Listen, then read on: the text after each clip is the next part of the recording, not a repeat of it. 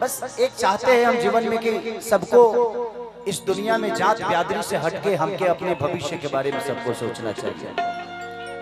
क्योंकि हम जब बिहार से बाहर जाते हैं तो बिहारी होते हैं, बिहार से जब बाहर जाए लेना जाता दुनिया हमने के बिहारी कहला, लेकिन जैसे हमने के बाहर से बिहार में ले जाना तो खेसारी लाल यादव हो जाले, विकास सिंह हो जाले। तो जिंदगी में हमें इस चीज से थोड़ा सा दूर हटके अपने जीवन को चलाना पड़ेगा, क्योंकि जाति में कहीं ना कहीं हम पीछे जा रहे हैं और हमारी अपनी उन्नति पीछे जा रही है। तो जिस तरह हम बिहार से बाहर जाकर बिहारी होते हैं तो हमें बिहार में भी बिहारी ही रहना होना चाहिए, तब जाके हम एक दूसरे के बारे में सोच पाएंगे।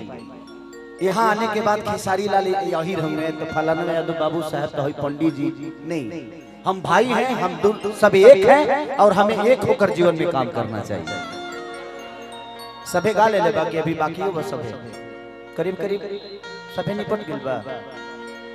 हाँ तो ना एक्चुअली दिक्कत होला, हम जाना तनी नु। डिंपल जी आई ना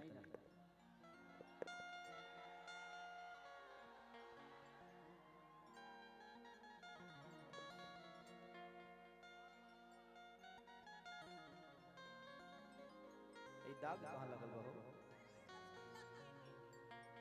ई अलगे फील देता। रसगुल्ला तू मुंह से नहीं खात का पगली कहीं के हेजिगिया से के रसगुल्ला। आप जहाँ से खाते हैं वहीं से हम भी रसगुल्ला खाते हैं। आप सोचिए अभी कहाँ से खाते हैं। तो यह बतिया हंस के कहते तो कितना नहीं खिसिया के कहते हैं। हम तो हर का बिगड़ ले नहीं हो सकता। हम दोनों के प्रेम से बढ़कर हमारे लिए ना आपका कोई शब्द बुरा है ना हमारा शब्द बुरा है। नहीं तू बोले लो ना, तू बोला ना, तू बोलवे ना करे कि यार चाहे पिया जवानी हमर जराई रे गइला हो जराई रे गइला।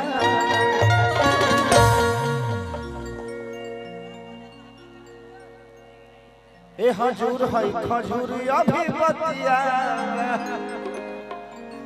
अभी डिंपल का एक बहुत वायरल गाना हुआ है मेरे साथ ही कि ये खजूर है, ए हजूर है खजूर अभी बतिया है ना, कि देखही में लगता टेस्टी कि दे दतनी काट के जिए।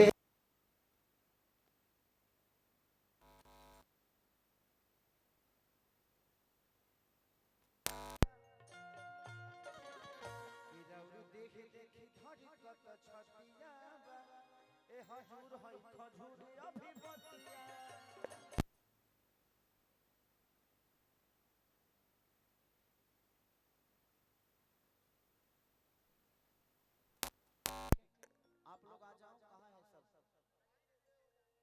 सब वो कहाँ है? आ जाओ आप लोग आ जाओ। अब आए हैं तो भाई एक दो गा देते हैं। हाँ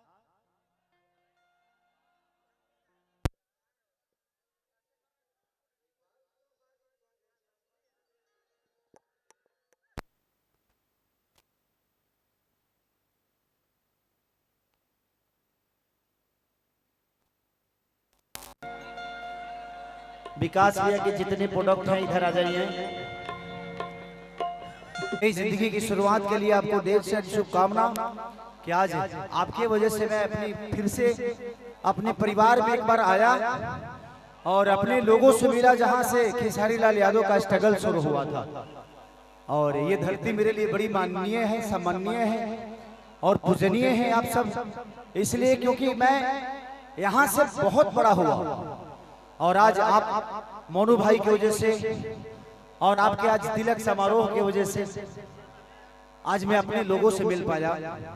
और मैं यहाँ गाने के लिए नहीं बल्कि मुझे लगता है कि मैं अपने भाई के लिए आया था और मैं अपने परिवार में आया था। तो आज हम लोग एंजॉय कर रहे हैं। आज एक कार्यक्रम नहीं है, आज हमने का मस्ती बने जितना कर सके कर ले।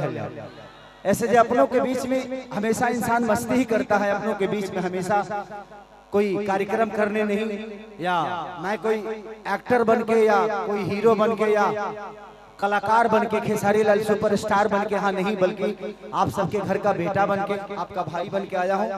और ऐसे ही मैं चाहूंगा कि आप दुल्हा दुल्हन दोनों की लंबी उम्र की कामना है हमारा भाई, और हम सबसे भी बड़ा बने ताकि हम लोग जहां भी जाएं कहें कि हमारा भाई है।